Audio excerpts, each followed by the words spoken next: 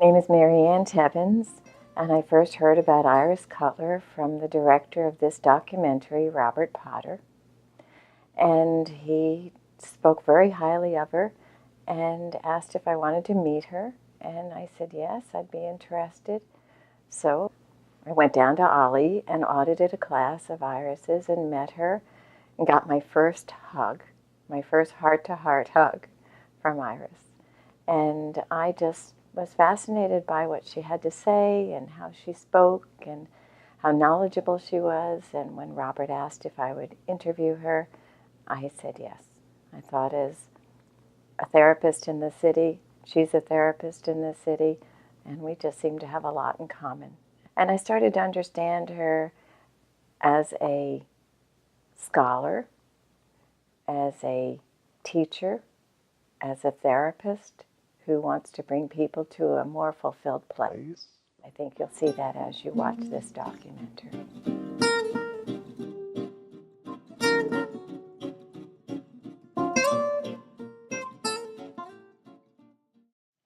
What I've discovered in things that I've learned is whatever I was looking for was not out there. So the only place I'm going to find it is in here. And so I see my job is just helping people go in the right direction. In the right direction is inward. Right.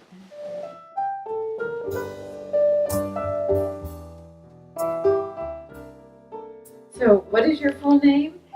It's Iris Carolyn Cutler. Okay. And you're a Philadelphia girl? I was born and raised in Philadelphia. Mm-hmm.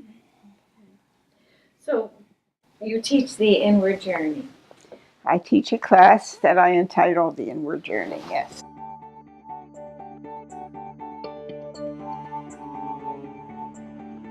What do you think brings people back to your class year after year after year? Many years ago, I went with a man who was an attorney.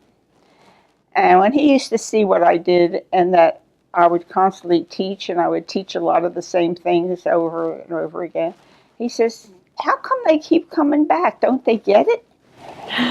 I says, you don't understand. This is a lifetime curriculum. You don't just hear it once and you've got it.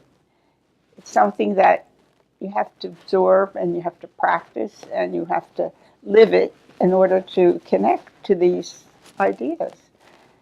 What is that it that you have to live? You have to live it. You have to connect with the essence of who you are.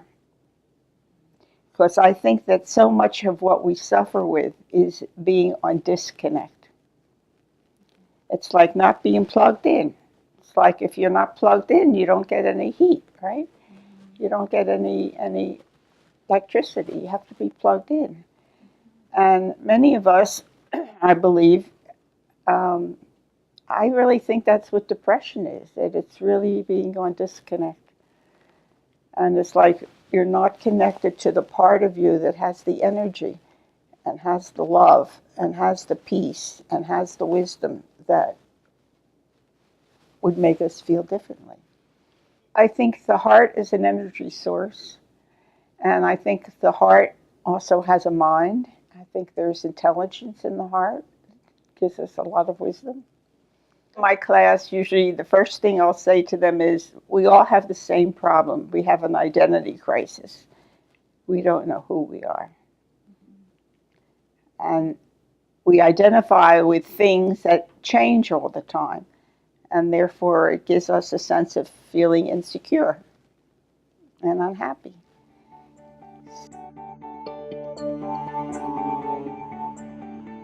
I've been teaching for many, many years. I started out originally a long time ago. When I worked with children who died, I realized that people, this was in the early 70s, and you didn't even mention the word death. And it's not a subject that we handle very well in our culture. And I realized that I wanted to teach a class to help people to be comforters, know how to be there for people. Because I felt that these families didn't have the kind of support they needed by their friends and family, because it's like, what do you say to somebody that has a child who has an ultimately fatal illness. So I started teaching class called Talking About Death, Dying, and Loss, and Learning to Make Every Day Count. Because I started a group at Hahnemann called Make Today Count for people living with life-threatening illnesses. And what I discovered is life is life-threatening illness, so it was for everybody. I like that. Life is a life-threatening illness. So really it was for everybody. When I started to teach this class, and they said, well, why don't you change the name? Don't use the word death. I said, no, because that's what we're going to talk about. It's like people didn't even want to say the word. I said, we're not going to make it happen. We're just going to talk about it. It's like a fire drill. It doesn't start a fire. You just prepare, So.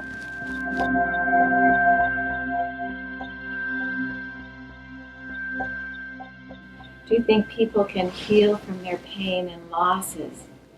And how do you think the pain and losses teach us? Well, I think that pain is a way of the body and our wisdom talking to us. Yes, that something is out of balance. I remember many years ago when I was down at the Edgar Cayce Foundation, and I learned that Edgar Cayce thought of disease as dis-ease, energy out of balance. So it's really waking us up, the fact that we're out of balance. Something is telling us that there needs to be some attention paid. It's like that sentence in that play. What was that play about the man who used to be a salesman? Death of a Salesman? Death of a Salesman, yeah. And he came home one day and he was really tired and so forth. And she says, we must pay attention. We must pay attention. Attention must be given. And that's how I feel. We don't pay attention. We don't know what our bodies are saying to us all the time.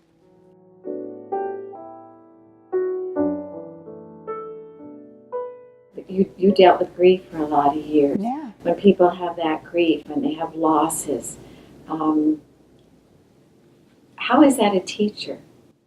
Well, the Buddhists say that most of our pain comes from attachment.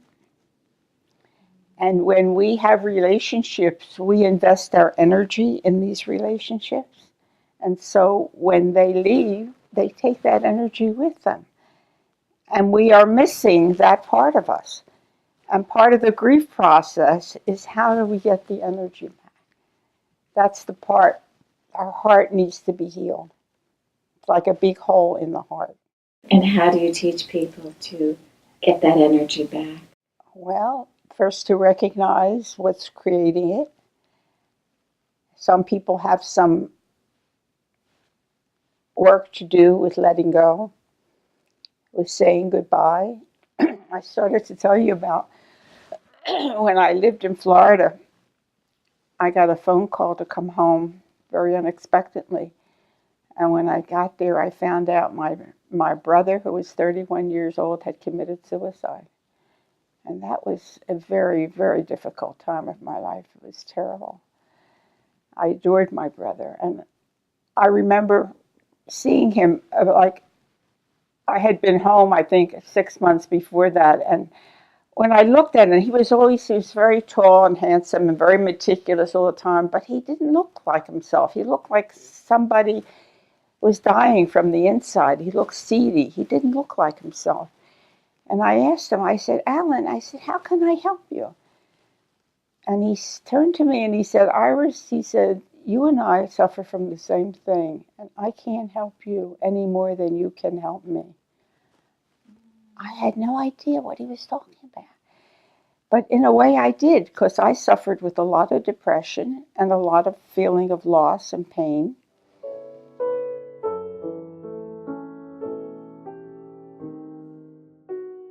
I didn't intend to, but I eventually went back to Florida.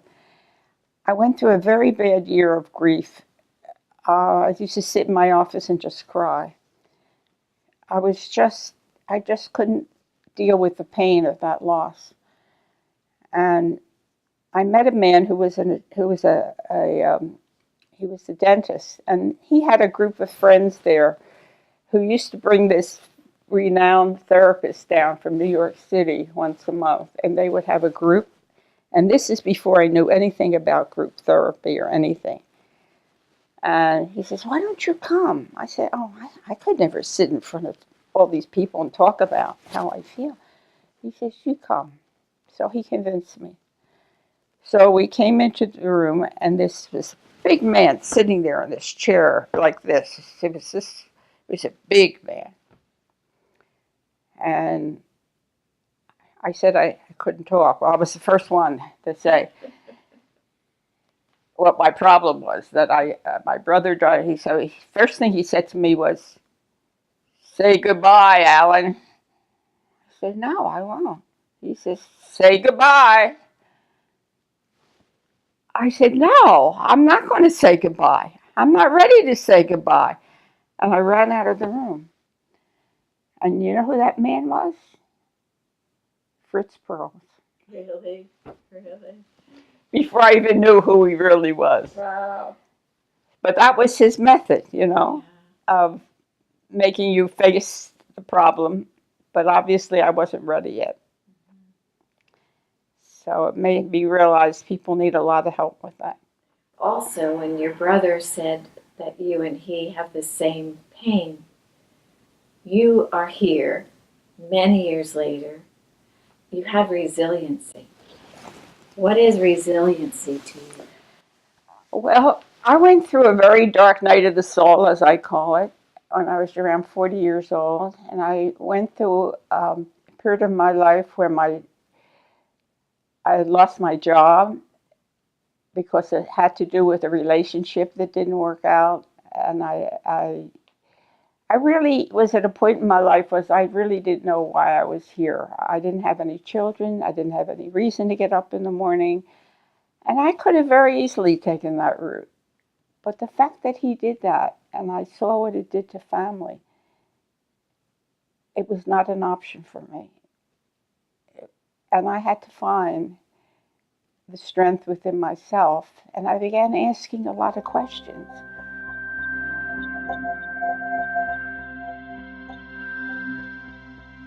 Where is God? And who is God? And what's my relationship to God?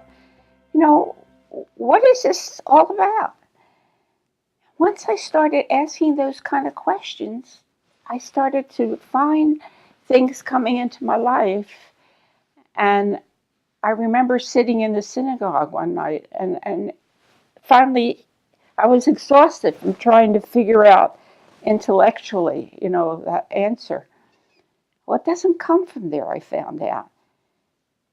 But I was just so exhausted. I said, "Okay, God, I give up. I don't know why I'm here or what is you want me to do."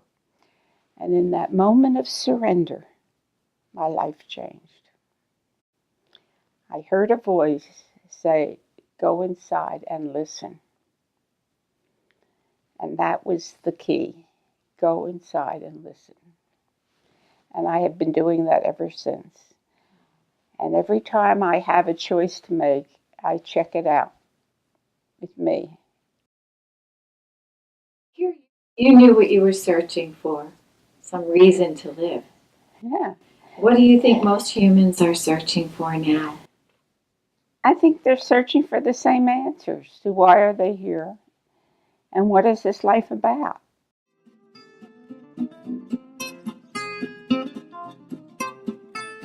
So you chose not to marry. Yeah, I did. Not this time around. I felt like I had been here before and I had a lot of children, a lot of responsibility, and I wasn't doing that. I wanted to be free.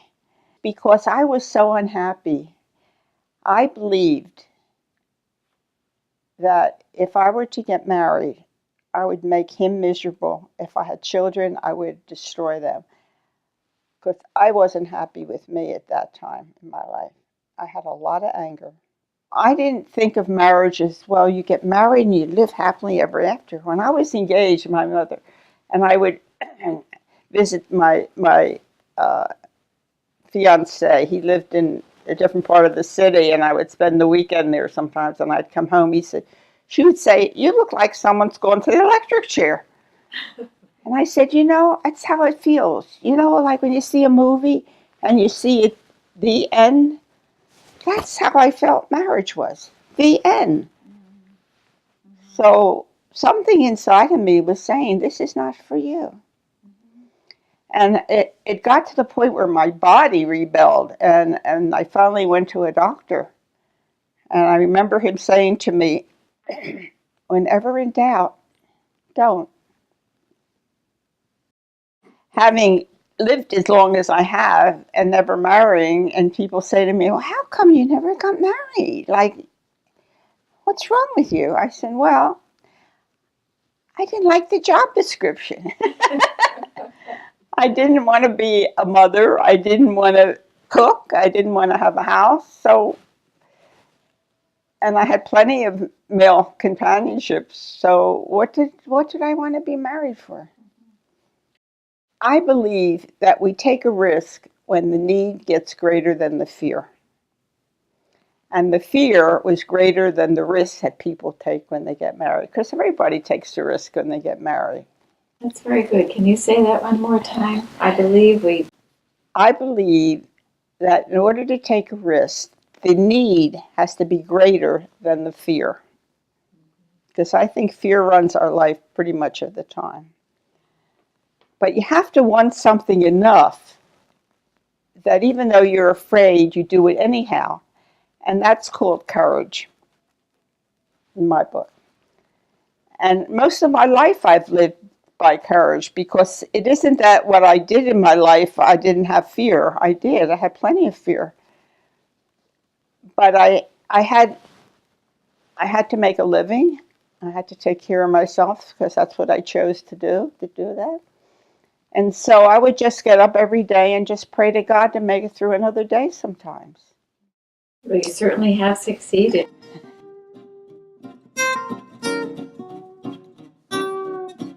Even though I couldn't afford to go to college, I was afraid to go to college. I was thinking I wouldn't be able to make it in college.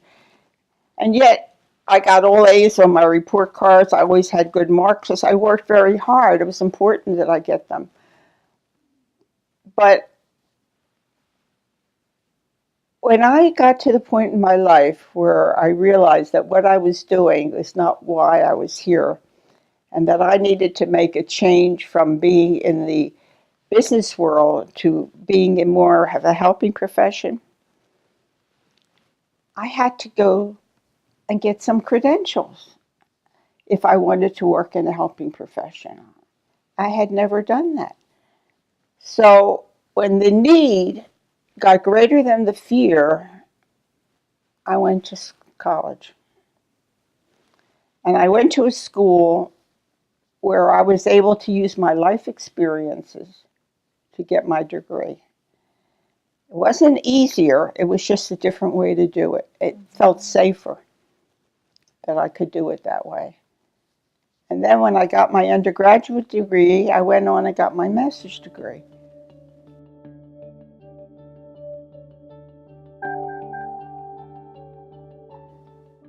So, who and what inspires you? Well, I admired my father in the sense of I felt like I really was cheated in a way because I really didn't get to know him. I found books that he had written, like you keep day books, you write things. And he was talking about Socrates and all these evolved ideas. I said, I didn't even know this man. He would always fight for the little man. Justice was always important to him. And I think I learned that from him. So he was one of my heroes in that sense. I was studying with a wonderful teacher. His name was Rabbi Zalman Schachter Shalomi. At the time, he did something called the Wisdom School, where we would spend 8 weekends together at a place called Fellowship Farm, and I did this with him for 2 years. I was really very blessed to have had that opportunity. I have called my classes every so many different names because I met a man by the name of Eric Butterworth. It's really interesting. I heard Oprah talk on her program one day that many years ago she met a man by the name of Eric Butterworth, and she read this book that he wrote called Discover the Power Within. I couldn't believe it, that she was touched by him too. He had a way of teaching what Jesus was really saying, and it just spoke to my truth. It's like for the first time I began to understand what spirituality was about.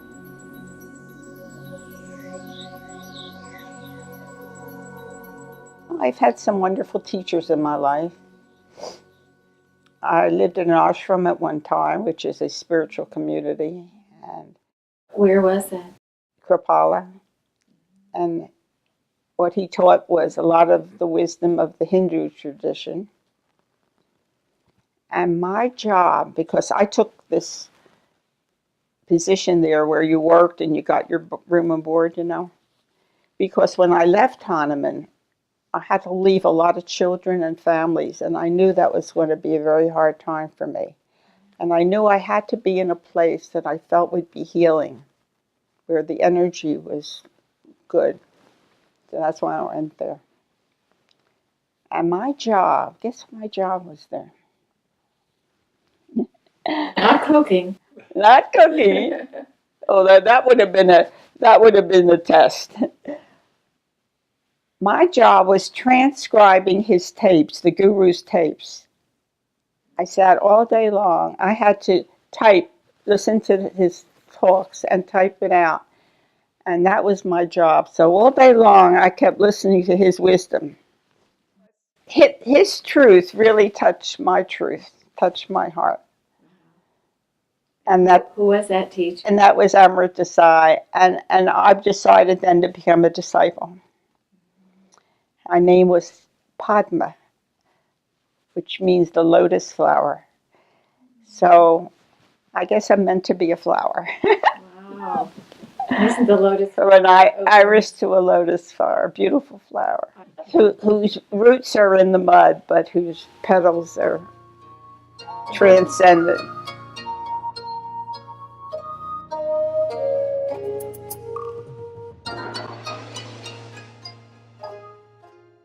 Do you see patterns in the way your life is unfolded?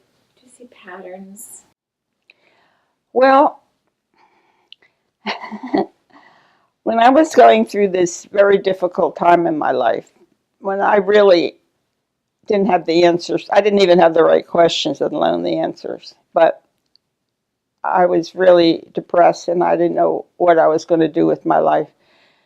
My sister's brother-in-law was going with a woman who was very psychic, and she worked a Ouija board. You know what a Ouija board is? Mm-hmm. Well, when we were kids, we used to play with it, and I thought, oh, that's nonsense, because I didn't believe in anything spiritual at the time. And he kept saying to her brother-in-law kept saying, come on, why don't you come and sit with us? I said, oh, you guys are crazy, But again, when you're desperate, you do a lot of things. So I went, and I kept asking the same question all the time.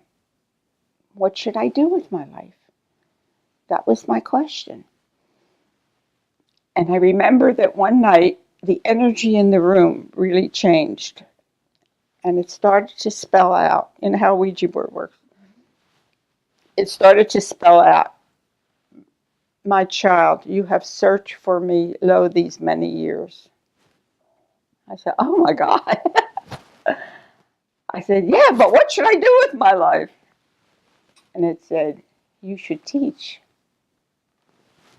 I should teach? At that point, I hadn't even gone to college.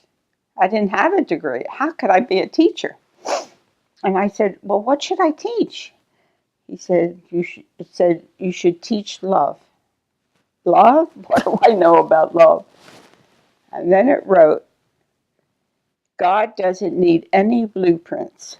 Day by day, I will show you the way. I never forgot that. That's how I live. I have faith that day by day, I will be given the way, the answers to whatever my problems are or my questions are. That's big. Having been been a real worrier most of my early life, I don't worry about anything. And that's what faith can do with you. It can keep you, or not give you reason to worry. I just talk to the universe and say, this is what I need. And then people call me and people give me suggestions, and it's how it works.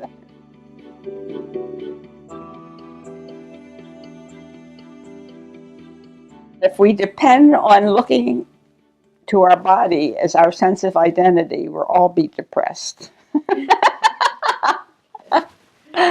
Because the one thing that will change for most people is the body. And the body will deteriorate and will get more and more limited physically, as I have gotten. So I have believed, or I do believe, that getting old is not the problem. It's just getting old and not having some wisdom is what makes it difficult. That if we haven't learned anything and we don't have some wisdom about how to approach that stage of our life, then it's difficult. If you don't have an expanded consciousness in knowing who you truly are, then it becomes difficult. And it doesn't have to be. I am happier now than I have ever been in my life. And I'm 87 years old. So the body restricts and the consciousness expands, and that makes for happy aging.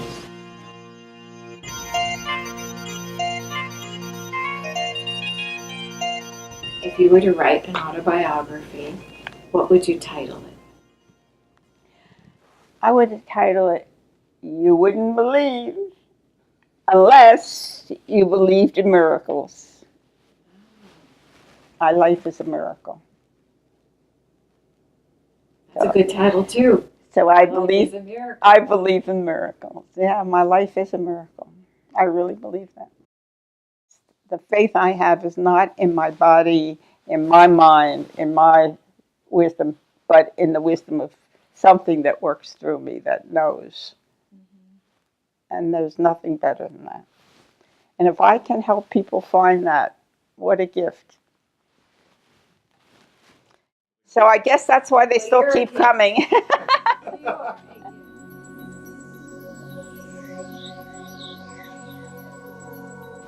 I just want to tell you how grateful I am that we're sitting here like this. Oh. And that you have both found it worthwhile and maybe helpful to other people for me to be doing this. That's a real blessing to me. To be with you, to meet you, to listen to you, that touches my heart. Mm. You have great wisdom, and thank you for sharing it. I love you. Thank you.